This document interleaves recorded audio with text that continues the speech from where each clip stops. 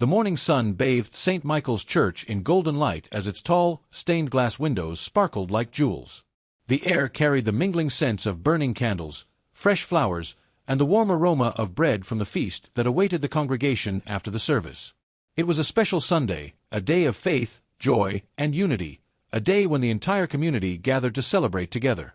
Inside the church, the atmosphere was filled with reverence and anticipation. The choir, dressed in crisp white robes, stood in perfect formation near the altar, their voices soaring in harmony as they sang ancient hymns. The organist's fingers danced across the keys, guiding the congregation into a chorus of devotion. In the pews, families sat side by side, parents whispering gentle reminders to their restless children, elderly couples holding hands as they listened to the sermon, and young boys adjusting their ties with nervous excitement. The church was full, every seat occupied by people who had come together, not just to worship, but to celebrate their faith. Among them was Caroline Leavitt, seated near the front, her hands gently clasped in prayer. Dressed in a modest yet elegant pastel dress, she exuded an air of quiet confidence. Her golden hair cascaded in soft waves over her shoulders, catching the light each time she bowed her head. Caroline had always cherished Sundays like this. She had grown up in the church, finding solace in its familiar rituals, the flickering of candle flames, the scent of polished wood, the voices rising in harmony. It was in places like this that she felt strongest, most connected to the values that shaped her life. At the pulpit, Father Daniel stood tall, his deep, steady voice resonating through the vaulted ceiling. His sermon spoke of hope, resilience, and the unwavering power of faith. "We gather today," he said, "not just to celebrate the blessings bestowed upon us, but to reaffirm our commitment to our beliefs. The world outside may be troubled, but here, within these sacred walls, we find peace." The congregation nodded, murmuring words of agreement. The children, dressed in their Sunday best, whispered and giggled softly in the side pews, waiting for their turn to join in the celebration. A few of the younger ones clutched small crosses in their hands, eyes wide with wonder as they listened to the songs being sung. Near the entrance, a group of volunteers worked diligently, setting up the long tables that would later be filled with food. Platters of roasted meats, baskets of warm bread, fresh fruits, and steaming casseroles awaited the feast. The sound of dishes being arranged and the laughter of those preparing the meal mixed with a faint scent of spiced cider drifting in from the courtyard. It was a beautiful morning. A perfect morning. A morning that no one knew would soon be interrupted. Caroline closed her eyes for a moment, breathing in the serenity of the place. She listened to the rhythmic rise and fall of the prayers, the hushed reverence of the worshippers around her. For a moment, time itself seemed to pause, as if this moment of peace could last forever. But outside the church doors, something was coming. Something that would shatter the tranquility. Something that would test not only their faith but their strength. And within minutes, the joyous celebration inside St. Michael's Church would come to an abrupt and chilling halt. The joyous hymns filled St. Michael's Church, the voices of the congregation rising in a harmonious wave of devotion. The children giggled softly in the pews, their laughter blending with the warm, golden light that streamed through the stained-glass windows. The scent of burning candles, fresh bread, and incense lingered in the air, wrapping the church in a comforting embrace. Outside, a gentle breeze rustled the trees, the world beyond the church doors quiet and still. It was a perfect morning, a morning of peace. Until the doors burst open. Bang! A violent sound shattered the serenity, like a thunderclap striking the very heart of the church. Gasps rippled through the congregation as every head turned toward the entrance. The choir's voices cut off mid-note, the organ's music faltering into silence. A man stood in the doorway. He was tall, his posture rigid with intensity. His dark, unkempt beard framed a face twisted with fury. His deep-set eyes, filled with burning zeal, scanned the congregation with an expression of sheer contempt. His clothes, dusty, worn, foreign, clung to his lean frame as if he had been wandering for days. But it wasn't his appearance that sent a ripple of fear through the church. It was his voice. "Allahu Akbar!"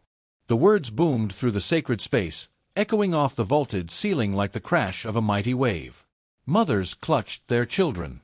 Fathers tensed, their protective instincts kicking in.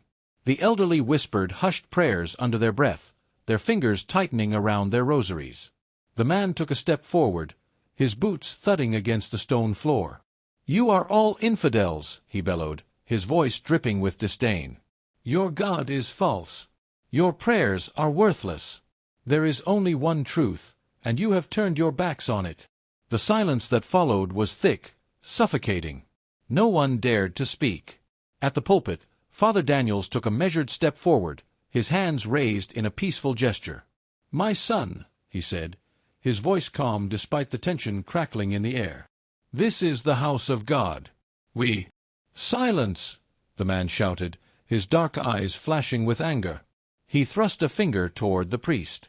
"You dare call yourself a man of faith while spreading lies?"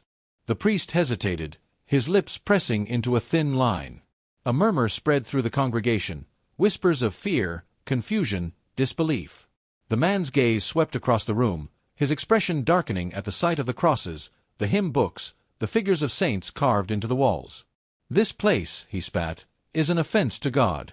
You worship an impostor. Your false idols cannot save you."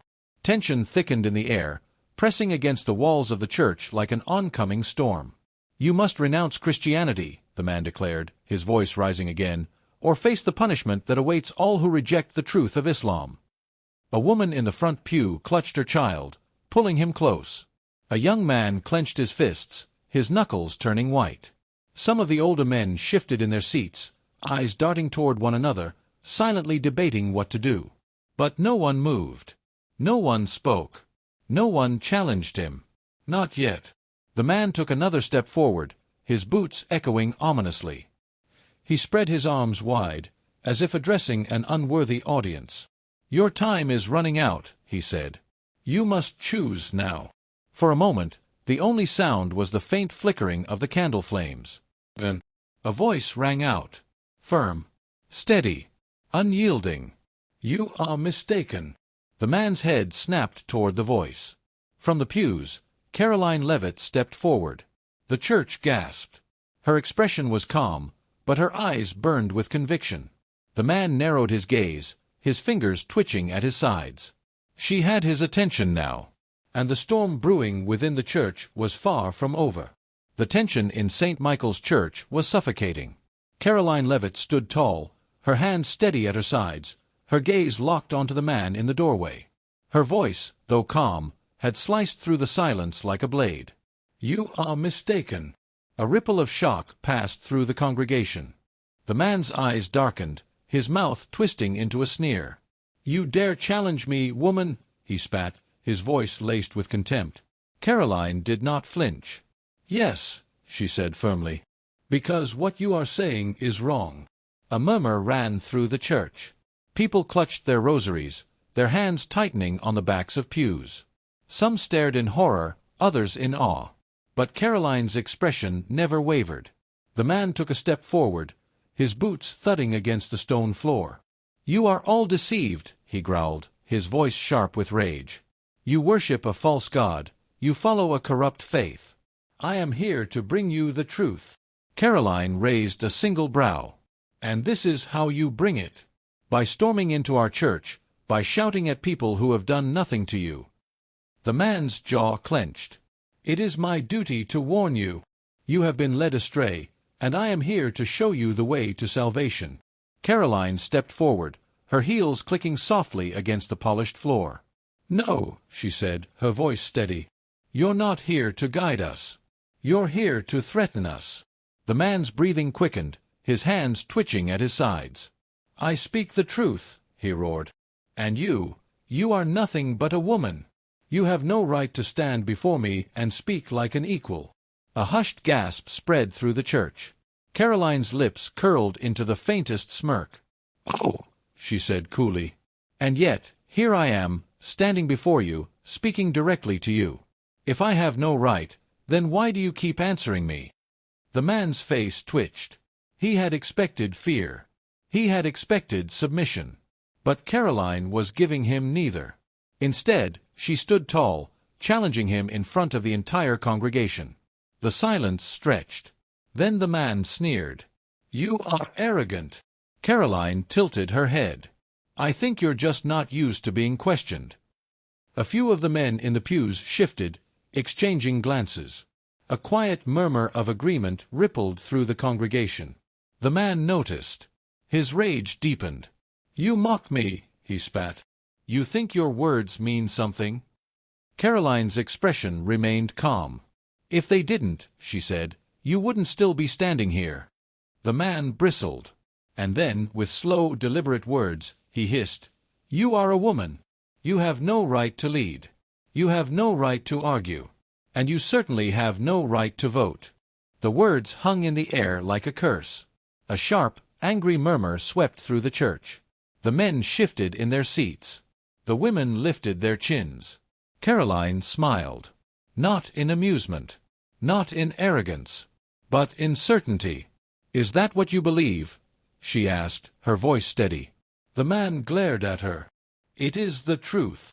Caroline took a slow breath, then said, "If your faith is so strong, so perfect, then tell me, why are you here?" The man froze. The congregation waited. Caroline's voice did not waver. "If Islam is so righteous," she said, "if it is the perfect way of life, then why did you leave your home country? Why are you here, in America, a Christian nation?" The man's mouth opened, but no words came out. His expression shifted. Doubt. Hesitation. For the first time, he did not have an immediate answer.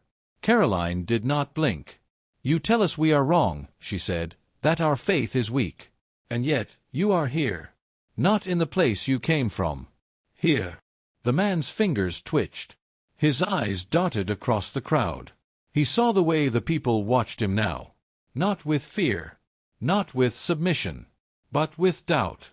His control was slipping. And he knew it. The silence was thick. Suffocating. The church waited for his answer. But it never came. Instead, his face twisted with fury.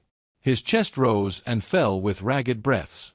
And then, with pure venom in his voice, he hissed, "You will regret this." The words hung in the air like a dark cloud. "You will regret this." The man's face twisted with rage, his chest heaving as he glared at Caroline Leavitt. But she did not flinch.